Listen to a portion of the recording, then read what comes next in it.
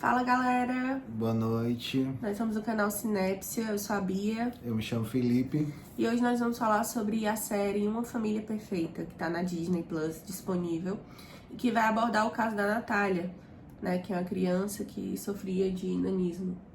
Sim, uma criança portadora de nanismo e que ao mesmo tempo sofria negligência de cuidados familiares dentro de sua família adotiva.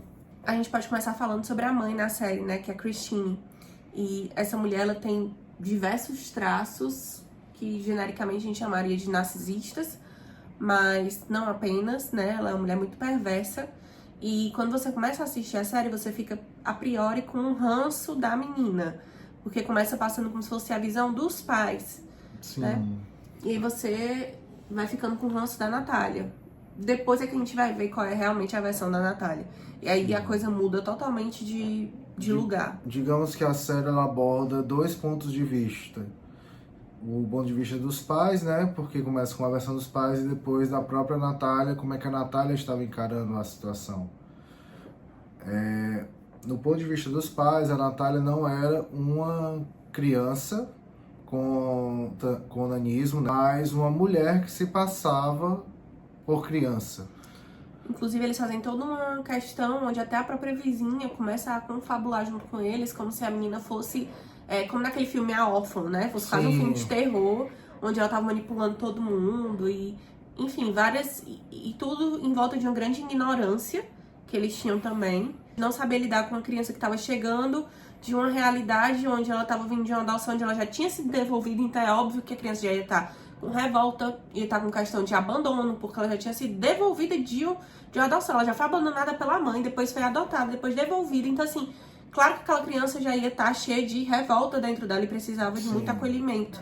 No momento que ela começa a rivalizar na família, que seria natural e esperado de uma criança que vem de muito trauma, que ia precisar trabalhar isso, ao invés de a Christine ter uma maturidade e realmente querer uma filha e querer dar acolhimento, não, ela começa a rivalizar com a criança. Sim. E colocá-la como uma vilã.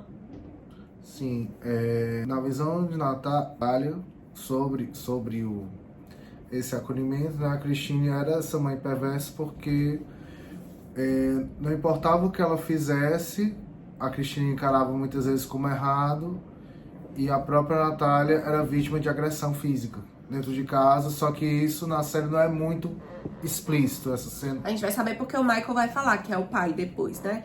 Mas assim, falando do Michael, inclusive, é uma pessoa muito omissa. Ele vê tudo acontecendo, mas ele é facilmente manipulável, assim, pela Christine, que é a esposa dele. Sim. Ela vai manipulando tudo e... Uma das coisas que isso é bem nítido sobre essa manipulação é o fato de, no começo, ela ter o discurso de ela nunca ter errado numa intuição. Não consegue se desfazer dessa própria fantasia que ela criou, de ser uma mãe perfeita, né? E imagem essa que ela passa desde a criação de um filho autista, que faz a gente questionar também como é que não pode ter sido a criação desse filho mais velho dela que sofre de autismo. Já que ela não sabe lidar com o que é diferente, com o que vai trazer pra ela mais dificuldade. Na verdade, ela queria uma família perfeita, né? Ela queria adotar crianças que iam ficar super gratas, iam se dar super bem. E aí ele ia mostrar que ela era a mulher altruísta que adota essas crianças e dá um lar, uma vida, uma família perfeita. Só que não é assim que acontece, né? O filho dela, ele tem autismo, né? E a gente não consegue saber o que é que aconteceu realmente nessa criação, se ela também não foi agressiva com ele, como foi com a Natália, né? O que mostra, o que fica no ar é porque ela escreve um livro criando crianças com necessidades especiais. Ela cita o caso do próprio filho e acaba com uma fama de ser uma mãe, digamos assim, aquela mãe bem vista, né? Aquela mãe perfeita, que não é perfeita, como a gente vai vendo.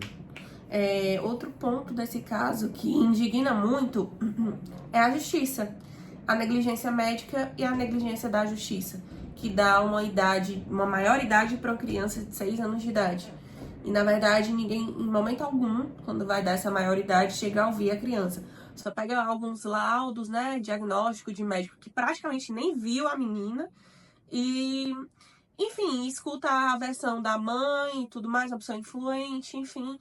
e acaba dando a maioridade para uma criança que vai morar sozinha, que vai passar por negligência. A gente pode até pensar no poder do dinheiro investido em, né, as pessoas manipuláveis com a condição financeira. Agora, a pergunta que fica é de onde é que saiu todo esse dinheiro? Porque, se você vê no começo da própria minissérie,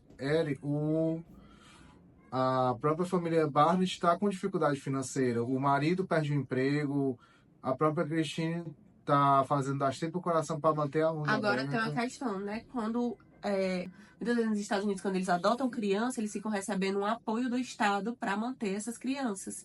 Então, às vezes, essa coisa de ela querer, né? Porque a gente vai vendo que essa mulher ela é completamente manipuladora, que ela só tem interesses realmente financeiros e da imagem dela. Então, ela pode muito bem já ir adotando essas crianças justamente para receber algum benefício ou ajuda do Estado. Afinal, os filhos para ela não são filhos, aparentemente. Eles são investimentos, vamos dizer assim. Investimentos financeiros para que a imagem dela não seja corrupta. É uma pessoa que não se importa muito com ninguém ao redor dela, só com ela, né? Ela vai usando as pessoas da forma como ela precisa. Ela não é uma pessoa que tá ali pensando muito e tendo muita empatia.